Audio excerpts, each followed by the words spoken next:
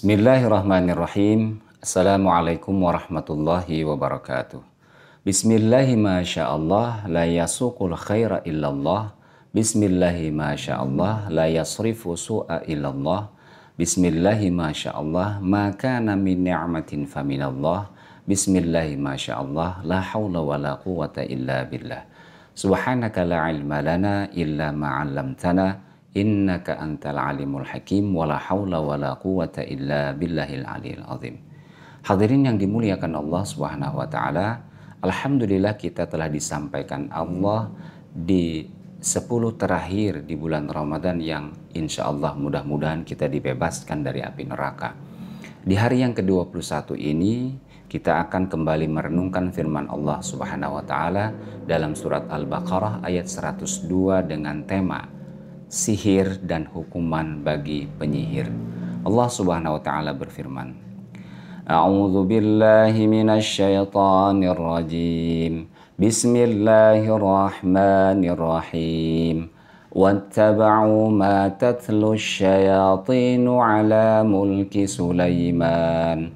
وَمَا كَفَرَ سُلَيْمَانُ وَلَكِنَّ الشَّيَاطِينَ كَفَرُوا يُعَلِّمُونَ النَّاسَ السِّحْرَ وَمَا أُنْزِلَ عَلَى الْمَلَكَيْنِ بِبَابِيلَ هَارُوتَ وَمَارُوتَ وَمَا يُعَلِّمَانِ مِنْ أَحَدٍ حَتَّى يَقُولَا إِنَّمَا نَحْنُ فِتْنَةٌ فَلَا تَكْفُرْ فَيَتَعَلَّمُونَ مِنْهُمَا مَا يُفَرِّقُونَ بِهِ بَيْنَ الْمَرْءِ وَزَوْجِهِ وَمَا هُمْ بِضَارِّينَ بِهِ مِنْ أَحَدٍ إِلَّا بِإِذْنِ اللَّهِ وَيَتَعَلَّمُونَ مَا يَضُرُّهُمْ وَلَا يَنفَعُهُمْ وَلَقَدْ عَلِمُوا لَمَنِ اشْتَرَاهُ مَا لَهُ فِي الْآخِرَةِ مِنْ خَلَاقٍ وَلَبِئْسَ مَا شَرَوْا بِهِ أَنفُسَهُمْ لَوْ كَانُوا يَعْلَمُونَ. Dan mereka mengikuti apa yang dibaca oleh syaitan-syaitan pada masa kerajaan Sulaiman. Padahal Sulaiman tidak kafir, hanya syaitan-syaitan itulah yang kafir. Mereka mengajarkan sihir kepada manusia dan apa yang diturunkan kepada kedua malaikat di negeri Babil, yaitu Harut dan Marut. Sedang keduanya tidak mengajarkan sesuatu kepada seorang pun sebelum mengatakan, sesungguhnya kami hanya cobaan bagimu, sebab itu janganlah kamu kafir. Maka mereka mempelajari dari kedua malaikat itu apa yang dengan sihir itu mereka dapat menceraikan antara seorang suami dengan istrinya. Dan mereka ahli sihir itu tidak akan memberi mudarat dengan sihirnya kepada siapapun kecuali dengan izin Allah. Dan mereka mempelajari sesuatu yang memberi mudarat kepadanya dan tidak memberikan manfaat sedikit pun. Dan sesungguhnya mereka telah meyakini, telah mengetahui bahwa barang siapa yang menukar kitab Allah dengan sihir itu tidaklah baginya keuntungan di akhirat. Dan amat jahatlah perbuatan mereka menjual dirinya dengan sihir itu sekiranya mereka mengetahui.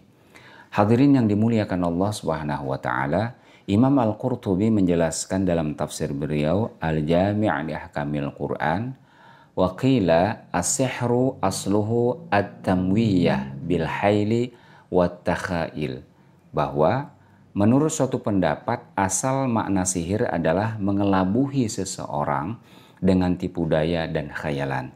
Hal itu terjadi ketika seorang penyihir melakukan sesuatu atau perbuatan, kemudian sesuatu atau perbuatan itu terbayangkan oleh orang yang disihir berbeda dengan aslinya. Misalnya, orang yang melihat bayangan dari kejauhan, kemudian ia menduga bahwa bayangan itu adalah air.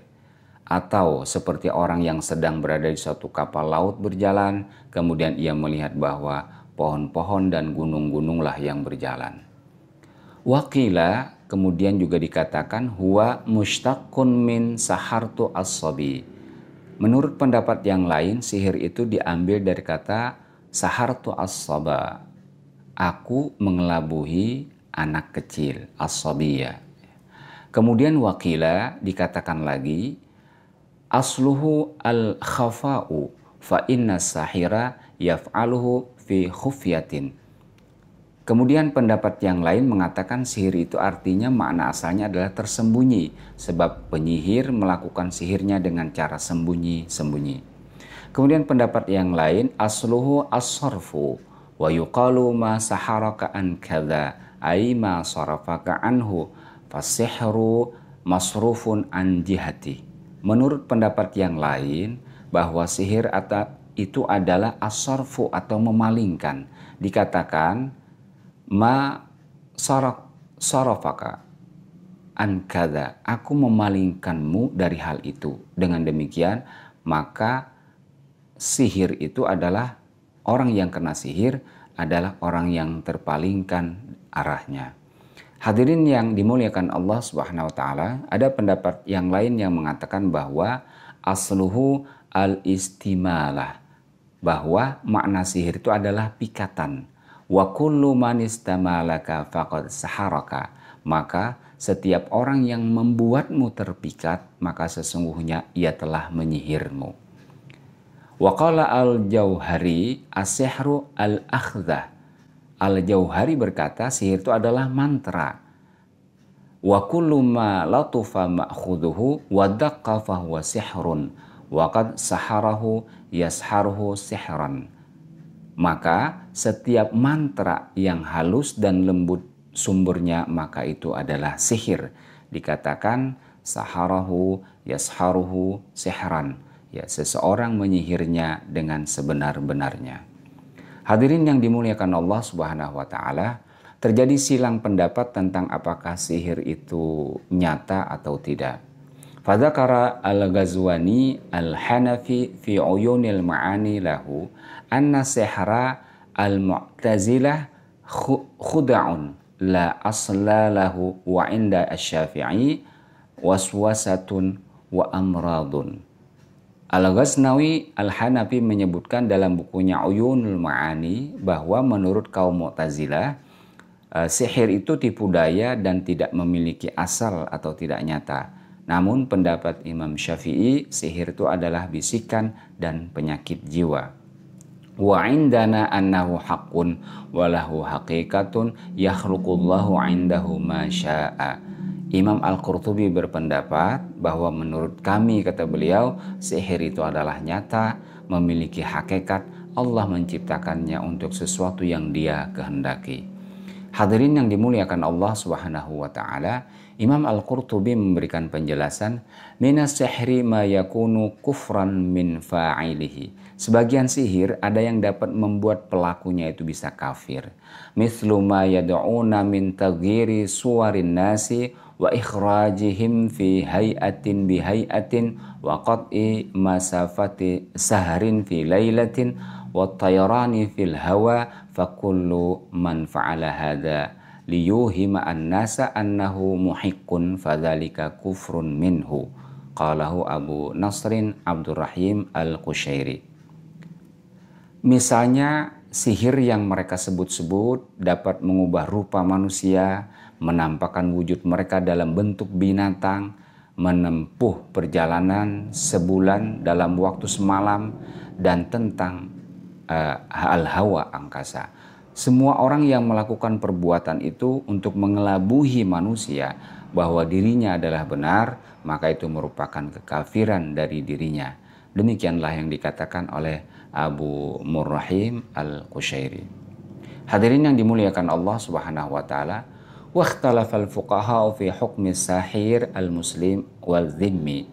Para fuqaha berbeda pendapat tentang hukuman untuk penyihir muslim dan zimmi, kafir zimmi. Wa dhahaba Malikun ila annal muslima idza sahara bi nafsihi bi kalamin yakunu kufran yuqtalu wa la yustatabu wa la tuqbalu taubatuh.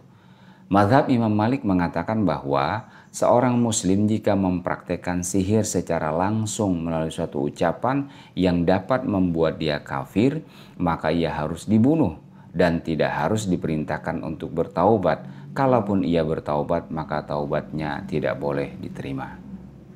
Li'annahu amrun yastasirru bihi kazindiqi wazani. Wali anna Allah Ta'ala sama sihra kufran.